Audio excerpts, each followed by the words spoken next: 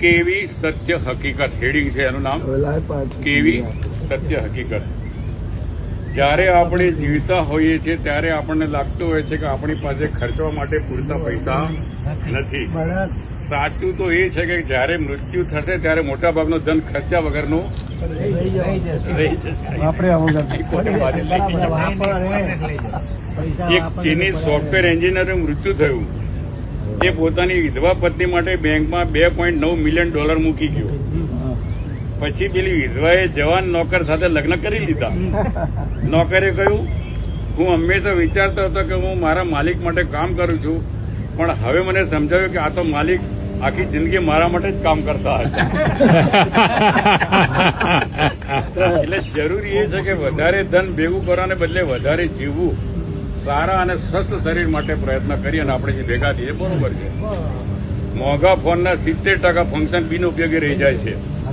મોંઘી કારની 70% સ્પીડનો ઉપયોગ થતો જ નથી.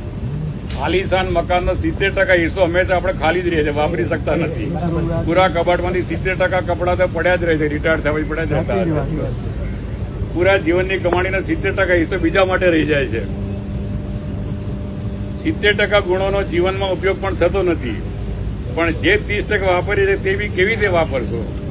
જયારે સ્વસ્થ હોય તો જ વાપરી શકો. એટલે સ્વસ્થ હોય તો પણ નિયમિત ચેકઅપ કરાવો, તરસ ના હોય તો પણ પાણી પીતા રહો, પોતાના અહમનો ત્યાગ કરો, શક્તિશાળી હોવા છતાં પણ સરળ અને સૌમ્ય રહો, ધનિક ના હો તો પણ પરિપૂર્ણ રહો, જીવનનો સાચો મતલબ સમજો.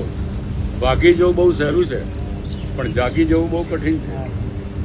ભાગી જવું બહુ સહેલું છે, પણ જાગી જવું બહુ કઠિન છે. હૃદય કેવું ચાલે છે એ તો ડોક્ટર બતાવી દેશે, પણ હૃદયમાં શું ચાલે છે એ માટે તો સાચા દોસ્તો જ જોઈએ.